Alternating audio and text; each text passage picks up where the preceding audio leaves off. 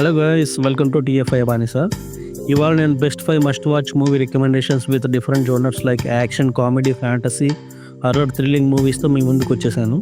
Best movies తెలుసుకునే ముందు channel subscribe చేసుకోండి అండ్ అలాగే పక్కన ఉన్న గంట సింబల్ని ప్రెస్ చేసి నోటిఫికేషన్ ఆన్లో పెట్టుకోండి. నా ఫర్దర్ వీడియోస్ని ఏవి మిస్ అవ్వకుండా ఉంటారు. ఎవ్రీ వీక్ మన ఛానల్ నుండి బెస్ట్ 5 మూవీస్ విత్ డిఫరెంట్ జోనర్స్తో మీ ముందుకు వస్తాను. మీకు ఏ మూవీ ఆఫ్ జోనర్స్ కావాలో కమెంట్ బాక్స్లో కమెంట్ చేయండి. So let's dive into the video. My first choice would be squid game season 3. ఇది ఒక Korean series. Squid game season 3 నెట్ఫ్లిక్స్లో తెలుగులో స్ట్రీమ్ అవుతుంది. తెలుగు డబ్బింగ్ కూడా బాగుంది. స్క్విడ్ గేమ్ సీజన్ 1 తోపు ఉంటుంది. టోటల్ 9 ఎపిసోడ్స్ ఉంటాయి. ఒకసారి స్టార్ట్ చేయండి, బింజ్ వాచ్ చేసేస్తారు. ఇక్కడ కూడా బోరు అనిపించదు. చూడండి వాళ్ళు సీజన్ 1తో స్టార్ట్ చేయండి. సీజన్ 2 నాకు యావరేజ్గా అనిపించింది. సీజన్ 2 టోటల్ 7 ఎపిసోడ్స్ ఉంటాయి. మీరు ఒకవేళ చూడాలనుకుంటే చూసేయండి. Coming to squid game season 3 నాకైతే చాలా బాగా నచ్చింది. సీజన్ 2 కన్నా చాలా బాగుంది. టోటల్ 6 ఎపిసోడ్స్ ఉంటాయి. ఇంతకీ స్టోరీ ప్లాట్ ఏంటి అని అనుకుంటున్నారా? సిటీలో అప్పుల్లో కూరుకుపోయిన పూర్ పీపుల్స్ని మనీ ఇస్తానని ఆశ చూపించి గేమ్ పేరుతో సీక్రెట్ ఐలాండ్కి తీసుకెళ్ళి అక్కడ different kind of games conduct చేస్తారు. ఒక్కో గేమ్ ఒక్కోలా ఉంటుంది. గేమ్లో ఎలిమినేట్ అయిన పీపుల్స్ అందరినీ కిల్ చేస్తుంటారు. గేమ్లో విన్ అయిన వారు నెక్స్ట్ రౌండ్కి సెలెక్ట్ అవుతారు. లాస్ట్ రౌండ్ వరకు వెళ్ళి ఎవరైతే గెలుస్తారో వాళ్ళకి big amount of prize money ఇస్తారు.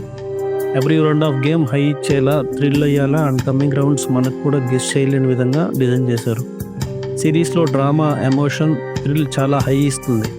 యాక్టర్ పర్ఫార్మెన్స్ అయితే చాలా బాగా చేశారు. హీరో పేరు తెలియదు కానీ యాక్టింగ్ అయితే నెక్స్ట్ లెవెల్ చేశాడు. కొంచెం సిరీస్ లెంతీగా ఉంటుంది, బట్ చూడాల్సిన సిరీస్ ఇది. Must watch. My second choice would be little hearts, which is directed by Sai Marthand. ఇది ఒక family drama and out and out full of కామెడీతో 2 hours 40 minutes రన్ టైంతో ఎక్కడ కూడా బోర్ కొట్టకుండా చాలా బాగుంది. 2.4 CRతో తీసిన ఈ మూవీ బాక్స్ ఆఫీస్ వద్ద 33 crores కలెక్ట్ చేసింది.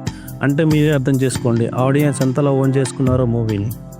మూవీలో మౌలి అండ్ శివాని నగరం యాక్టింగ్ బాగుంది. జయకృష్ణ అనే యాక్టర్ కామెడీ అయితే next level. Full out of full entertainment చేశాడు. యూత్కి చాలా బాగా కనెక్ట్ అయ్యేలా మూవీని తీశారు. ఏమాత్రం మిస్ అవ్వకండి. ఫస్ట్ హాఫ్ పర్లేదు అనిపించింది. సెకండ్ హాఫ్ స్టార్టింగ్ నుండి ఎండింగ్ వరకు నాన్ స్టాప్ కామెడీతో ఫుల్ ఎంటర్టైన్ అవుతాం. కామెడీ ఫోర్స్గా ఎక్కడ కానీ పెట్టారనిపించలేదు. స్టోరీ ప్లాట్ ఏంటంటే ఇంటర్ పాస్ అయ్యి లాంగ్ టర్మ్ కోచింగ్కి వెళ్ళిన హీరో లవ్లో పడితే ఏమవుద్దో అనేది స్టోరీ లైన్ సింపుల్గానే ఉన్నా సీన్స్ మీద వెళ్తుంది ఈ మూవీ మొత్తం. హీరో అండ్ హీరోయిన్ పేరెంట్స్ వాళ్ళ చుట్టూ ఈ మూవీ తిరుగుతుంది. మూవీ ఎండింగ్ కూడా బాగుంది. ఏ టెన్షన్స్ అన్ని పక్కన పెట్టేసి 2 hours 40 minutes హ్యాపీగా నవ్వుకోవాలని అనుకునే వాళ్ళు వెంటనే మూవీ చూసేయండి. Must watch. My third movie would be F1 the movie, which is directed by Joseph Kosinski, starring Brad pit.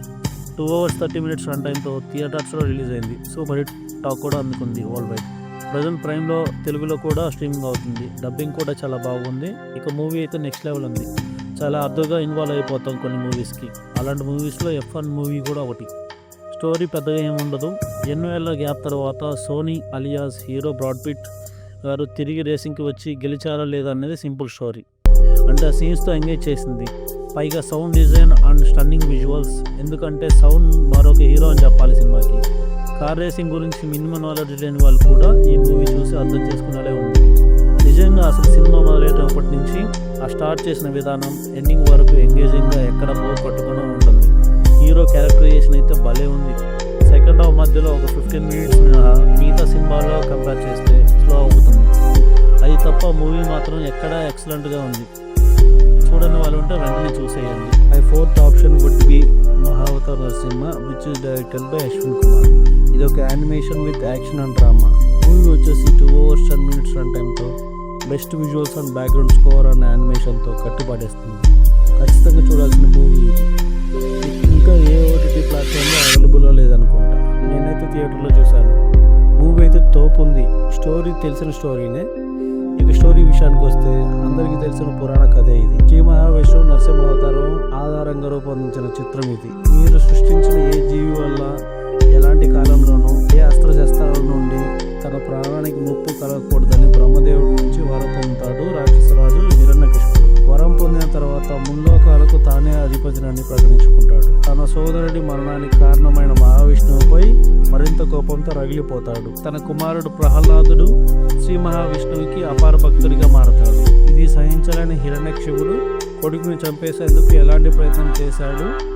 అంత తనకెంతో ఇష్టమైన భక్త ప్రహ్లాదుడిని మహావిష్ణువు ఎలా కాపాడాడు, ఎలాంటి పరిస్థితుల్లో నరసింహ అవతారం ఎత్తాల్సి వచ్చింది, హిరణ్యకశిపుడు సంహారం ఎలా జరిగింది అనేది story.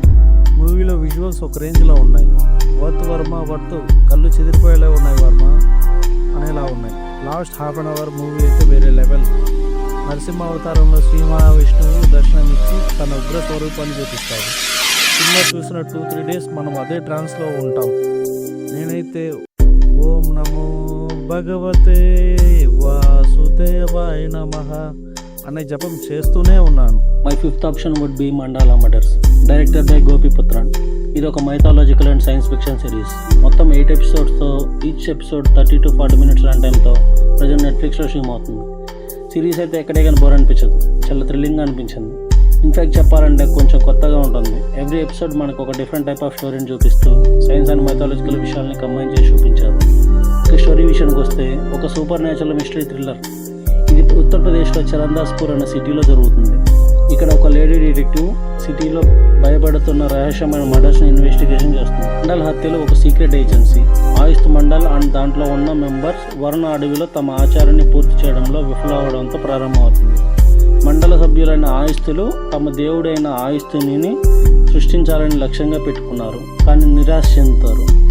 X police Vikram Singh తన తండ్రితో కలిసి చరణ్దాస్పూర్కి వెళ్తాడు. తండ్రి కొడుకులు రైల్లో ప్రయాణిస్తున్నప్పుడు అభిషేక్ అనే ఫోటోగ్రాఫర్ని కలుస్తారు. కథ ముందుకు సాగుతుండదు. పొలిటికల్ లీడర్గా ఉన్న అనన్య భరద్వాజ్ తన రాజకీయ లాభంలో భాగంగా ఒక సీక్రెట్ పనిని అదే ఫోటోగ్రాఫర్కి అప్పగిస్తుంది. ఆ పని పూర్తయిన తర్వాత అభిషేక్ అనుమానాస్పద స్థితిలో చనిపోయి కనిపిస్తాడు. దీని తర్వాత సిబిఐ అధికారిగా రియా థామస్ తన టీంతో కలిసి ఈ మర్డర్ని ఇన్వెస్టిగేషన్ చేయడానికి అపాయింట్ చేస్తారు. ఆమె కేసు స్టార్ట్ అవ్వగానే యాదవ్ సోదరుల హత్యలు మొత్తం పట్టణానికి కుదిపిస్తాయి.